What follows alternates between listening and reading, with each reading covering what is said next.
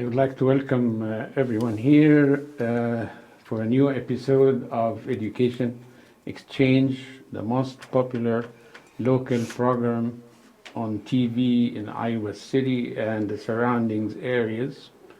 And I am your host, Hani Al-Qadi, and I have the honor and the privilege of having Hoover Elementary School stars and parents and principal with us tonight. As a matter of fact, we are celebrating many things as far as Hoover is concerned. First of all is the fact that you are running as a parent, Stacy Hackett Sherlock, and you are the coordinator of a very successful program called the International Problem Solving Program. And of course we are going to discuss this, but after a little bit introduction from my side about your school. Your school has always been a very important school in our district. And I had a friend, Mike O'Leary, who was your predecessor, Dennis. Dennis Harnick is very familiar face here on our show. He has been with us many times, sometimes as an artist, sometimes as a leader, most of the time as a principal of Hoover Elementary. Back again to Mike O'Leary, my friend, who was always so proud of being at Hoover. He ran Coralville Central before, right? And then he was, for a short time before Dennis was hired, he was the principal. And I remember the first night he talked about Hoover, he said, "We always winners. We win everything." And he brought me all these certificates and all these medals about running for the school, right? Right. And he said, there is no way anybody can beat Hoover. And then a few months later, Hoover became the center of controversy in Iowa City. I was, as a matter of fact, my heart was with Dennis at the time. How a leader can lead a school that is the center of interest of the whole community. The whole community is divided, parents are divided. Shall we close it? Shall we keep it open? Shall we add it to City High? Shall we have an independent new school? And Dennis's situation was, we are here to educate. We are here to have love between all of us as a team and to make our kids succeed. That's my job. Stay out of controversy completely. And I want you to tell the audience who were just coming fresh out of election that divided our community into many factions. How did you keep the integrity and the achievement of your school so intact and powerful through all these drafts and all these turmoils? We make it sound very dramatic. Yeah, well, it's true. It's true. You have to be praised for that. Well, to be honest with you, when they hired me, it's been 2.5 years now. This will be my third year I've been at Hoover. And this was a surprise to me, probably about 2 or 3 months after I was hired, that this was the final decision of the facilities planning committee. But once I was in there and started to meet the students and the teachers and the parents, it wasn't hard for me. We have to function like we're going to be there for another 60 years. You know, if you remember last year, we celebrated our 60 years. Exactly. And the only way you can function is if you plan like you're going to be there a long time. And you're right, it was for the students. We have to continue a sense of normality for the students and for the teachers and for the parents, for the students and the teachers especially, to continue learning. Like you said, I came into a school with a pretty strong reputation in the community, and that's always hard to maintain. Not only academics, but just parental involvement. We got a phenomenal group of parents and parental involvement. And we have a lot of them among our Yes, audience tonight. I see them here. They're here, and They're they're supporting. they're at school a lot. I see them a lot during the day and in the evenings, and volunteering and offering their support. And certainly the parents obviously have passionate feelings about Hoover, and so do a lot of the community members. There are people who live in the Hoover attendance area whose children and grandchildren have gone to Hoover and have strong feelings. And I think we've experienced those over the last 3 years, or 2.5 years since this decision has been made. But, again, we don't know what the future holds. The future could go on as it is planned, or the future could change. And so we just function like we're just going to continue to improve, get better, bring new activities into the schools for the students, and hopefully continue that strong reputation that Hoover has always had in this community. Yeah, you have to be congratulated for that as a leader, and you with your team as well. And sometimes it's amazing if you learn that I attended a couple of presentations of presidential candidates who came to Iowa City during the time of the, let us say, the community discourse about Hoover, and at least 3 of them mentioned Hoover. And one of them, Bobby Jindal, I think from Louisiana, he started his presentation by saying, I know that you care a lot about education. I know what people here are talking about. They're all talking about Hoover. And I was amazed that this has a national interest. And it became one of the issues even for the race for presidency. So now let us move to the real stars. They are even more important than Mr. Harnick, and more important than Stacy, and all these wonderful parents are here. The five stars. Stacy, can you introduce them to us, please? Sure. Let's have you guys say your own names and the grade that you're in. Starting, Jonah. I'm Jonah in 6th grade. I'm the best. I'm Aze in 6th grade. I'm Maddie. I'm in 6th grade. I'm Ella. I'm in 5th grade. And I'm Ruth, and I'm in 6th grade. This is part of our group from the Future Problem Solving Program at Hoover. So can you give us a little synopsis about this program? I know it's an international. Yeah, so the worldwide. Future Problem Solving was started in the 1970s, so it's been around for a while. And Iowa is one of the states that has a program. It's an international program, so there's future problem solving programs in Australia and Singapore and Thailand and all around the world.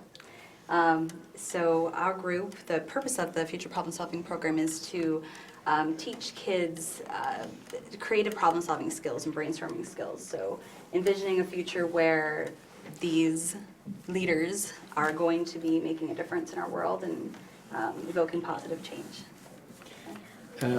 Before we move on, I would like you to ask each of them a question Okay. about how this program had an impact on them, or an effect or influence. Sure. Well, all the students you see here, they're all in their 2nd year of the Future Problem Solving Program, so they all chose to come back after our first inaugural year. Let's see, and several of them went to a state bowl competition that we can talk about in a little bit, but let's see, I guess, Jonah, what is one of your favorite parts about being in Future Problem Solving? I don't really know. I like to solve the underlying problem, but we haven't really gotten to that. So I don't Yeah, know. we'll talk about the different steps involved in a couple minutes. Okay. I don't really know. Sure. Aze, what is one of the things you've enjoyed about it? My favorite part of future problem solving is probably the snacks we get at the beginning. And, this year we actually were That's the comedian very of the lucky group. to have a community benefactor who's a snack benefactor for us who Well, at supported our least he's program. honest, at least, yeah. Except for my candy. Maddie, what's one of your favorite parts of the program? I like doing the competitions and the skits. Yeah. Ella? I really love the skits because they're really fun to use your action plan and make a fun skit based off of it using unconventional materials. Ruth, what's one of your favorites? Well, I really like the competitions. Those are most definitely my favorite part. So we talked about steps here. Yeah. What do you mean by steps? So we, over the year that we meet, we learn 6 steps for a problem-solving process. And these are steps that the goal is, after we do these practice problems, that eventually everyone can apply these to real-life problems, things that are happening now or things that might be happening in their futures. And the students are going to give a quick description of the different steps. So let's see. Maddie had step 1. Can you tell us what the step is and then a really brief description of that step? Step 1 is where you identify 16 challenges from a scenario that you have, and then on a specific topic, and then tell what could happen as a result of the scenario and why it's a problem. Let me interrupt for a second too before we go to step 2. Let's see, AZ has step 2. So before we do the 6 steps, the problem-solving steps, we are given a topic. So we have different topics. We'll talk about those in a second. That we study. Give us an example. Yeah, so right now we're studying disappearing languages. So we're learning about why that's a problem and where is it a problem globally, and what might that mean for a future. So we learn about a topic and then we're given a written scenario that takes place in the future, usually 30 years or more in the future. The students read that future scenario and then from that scenario, which is based on the topic we've been studying, come up with those challenges, the step that Maddie was talking about. So then after we come up with 16 challenges, and the kids do this in teams of 4. So then step 2, Aze is going to talk about. Okay, so step 2 is the underlying problem. And the underlying problem is basically the one that we choose to be the most important problem of all, and out of the 16 problems that we have. And then what we do is we take facts from the future scene, which we have on like a sheet of paper, and we use it, and then we use it to, we put it in the underlying problem. We put them in the underlying problem. and then we say, how can we do this and this so that we can solve the problem? And somewhere in there, we have to add the time of the future scene, the place that is happening, and the topic, which is, we'll get to that. Yeah, whatever topic we Is he a say. teacher or something? Yeah. Yes. Yes. Yes. Actually, he frequently works with the students, the newer students. So that, and the underlying problem is actually the most important of the 6 steps because it sets up everything else. And we always try to think, what would be a problem that we want to solve, that would be fun to solve, because all the rest of the work we do is based on an underlying problem. So then after that, we have step 3, and Ruth is going to talk about step 3. So in step 3, you take the underlying problem and then you turn that into 16 solutions. And then you have to add that, like, who is going to do this? How is this going to happen? And then how will this solve the problem? Excellent. And then, so steps 4 and 5, they're frequently combined, and Jonah's going to talk about those 2. Also because I'm better. So step 4 is we take 5 criteria, or like 5 of the solutions to the underlying problem, and you basically just you come up with the 5. And then in step 5, you rank them in ways of what's more cost efficient or would be the best for the environment and things like that. Yeah, so the students write their own criteria. So, for example, as Jonah said, which would be the most... And prioritize it. Yes, so they write the criteria, and then they have to they choose their best solutions. They narrow down their solutions to the best ones that don't overlap usually either, because sometimes we get a little bit of overlap. And then they rank those solutions according to the criteria, and there will emerge a winning solution. And after that, we do step 6, and Ella's going to talk about So what you have to do for step 6 is you have to write an action plan based on the winning solution. And then you have to tell what the problem is, who will solve it, and then why and how will the solution solve the problem.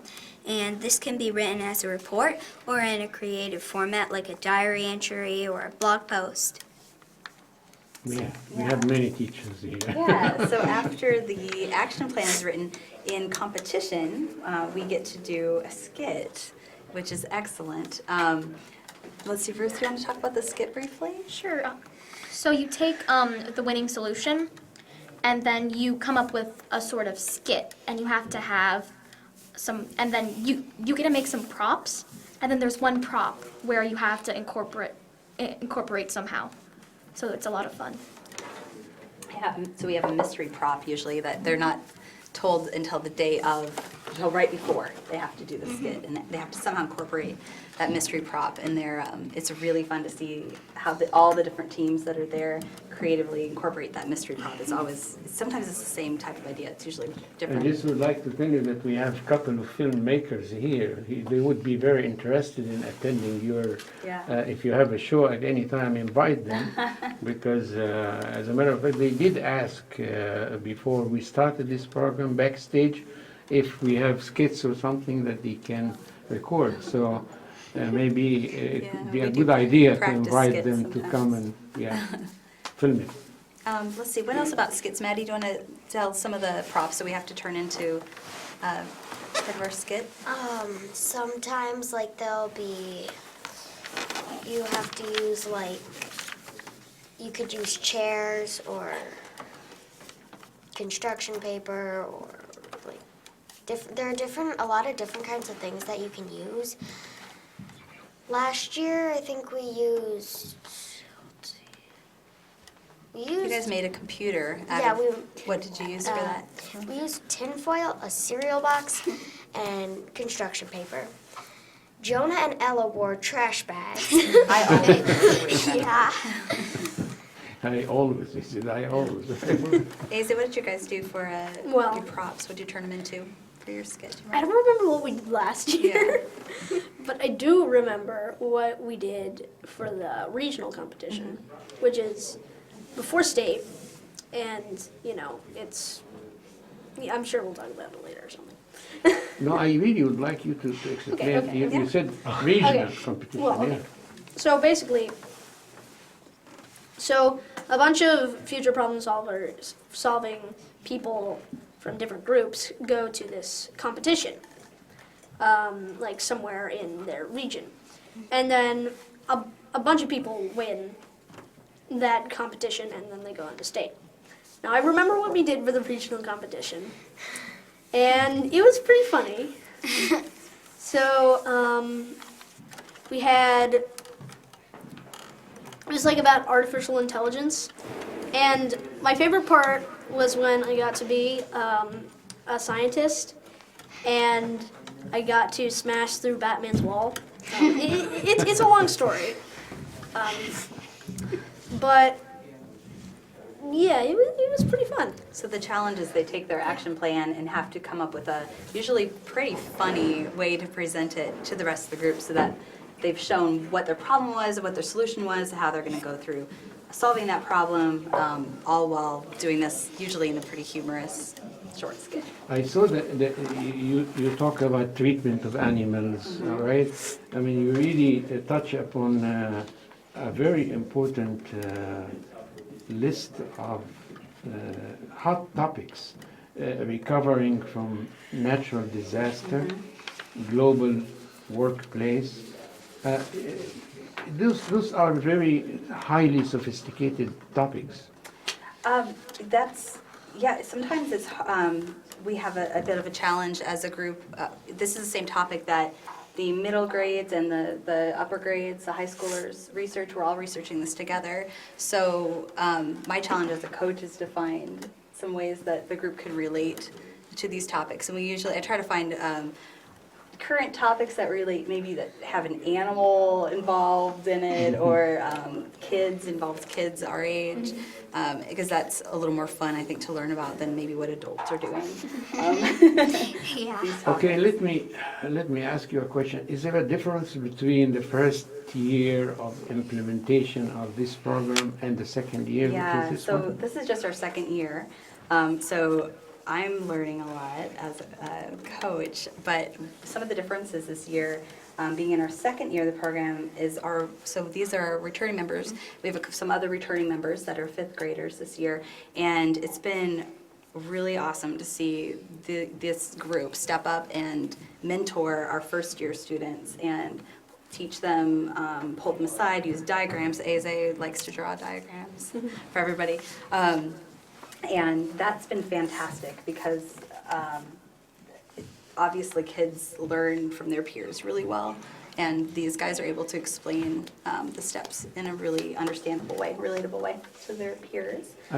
I would like, Stacy, to ask each one of them, what's your favorite topic What's your that favorite you topic? work Okay. on research? So as a Let's start reminder, Jonah, for the instance. topics we did last year were social media, processed foods, propaganda, and enhancing human potential.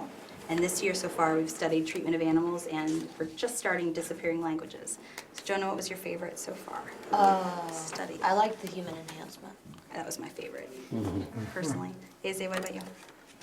I don't really know. I kind of liked, All of them. one of them, probably. How about you, Maddie? Come back. I liked propaganda, and then I also really liked treatment of animals. Something that was interesting when we were researching propaganda was during an election time last year. And so That was helpful. it was neat because we had kids coming in and saying, hey, I saw this ad on TV and it was propaganda and here's why.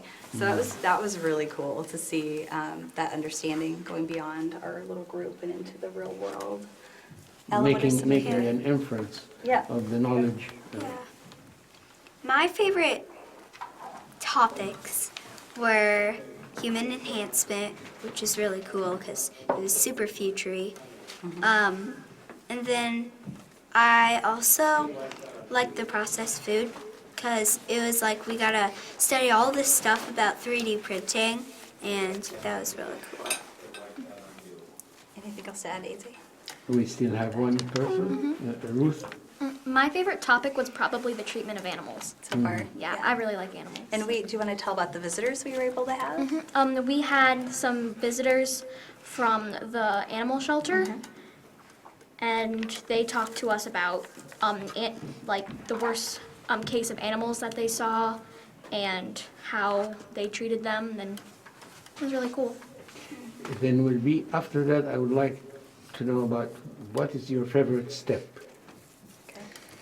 Do you want to tell us, Aze, if you thought of a You favorite talked topic it's and about then your step favorite one, step two, step? and all that. So what? Wait. Do you have a favorite topic that you can not share? really. Okay. So, and one of the, before we talk about steps, one thing that's really nice that the kids have to learn how to do is work with a team. And everyone has different interests and different skills. And it's great that different skills really come together in this program. So you might have someone that's a really creative free thinker, and then somebody that's really likes logic and math, and all these skills really combine together for the most successful problem solving process. You really need everybody to do that. So Aze, what's your favorite step of the steps we do? It's either making problems or making solutions, because you get to do, like, you get to write down any kind of thing that you want, except if it's like magic or something like that. Right, we have to stick to Like, possibles, yeah, even though it could be using really awesome technology. yeah, like a time machine. Ruth, what are your favorite? My favorite step is probably the criteria, because I think that's just a lot of fun to do that, and reading the solutions. Ella? I like ranking and criteria, same as Ruth, because it's really fun to like see what other people put down, and then like you get the group's opinion on yours and other people's, so you could really choose which one fits the category you want the best. Made. I really like Ruth and Ella said, I really like the criteria and the ranking because it's fun to see what you can come up with in like, it can be a short amount of time or a long amount of time. And I also really like math, so ranking is fun for me. And Jonah, what's your favorite step or steps? My favorite step is the underlying problem. I like to, I'm one of the only kids in the group, or maybe the only kid in the group, that has memorized the entire format and keeps memorizing it. Yeah, it's a challenging step. It's the most challenging step. So it needs somebody that can kind of memorize there's a framework that we use. There's a lot of creativity within that framework, but it takes an understanding of the framework to make that step happen. So the regional competition is different from the state competition.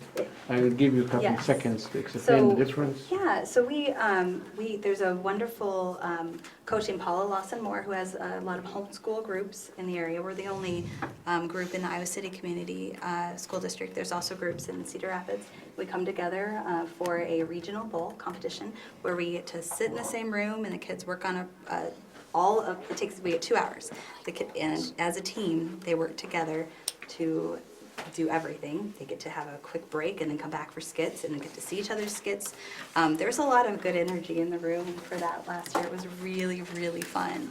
And the group worked so hard and achieved all of the goals that they had set for themselves. They are really stars, and I can tell you that we are delighted to have Hoover again, and would like you to come again and again and again. We cannot have enough of you. And thanks to the parents, our audience in the studio today, who have been, just watching us, not participating with us, but I know their hearts are with you and with their kids. Hoover is a success story, and we are proud of you very much. This show is going to be on Channel 18, Channel 21, Education Channel, as well as YouTube and Public Access TV website and Public Access TV station too. So I would like you to observe for it, and I think in maybe 48 hours you will find it on YouTube. So enjoy, and we will welcome you at any time. Thank you again. Thanks to our audience for listening and for paying attention, and for our stars, the leaders of our future. Thank you.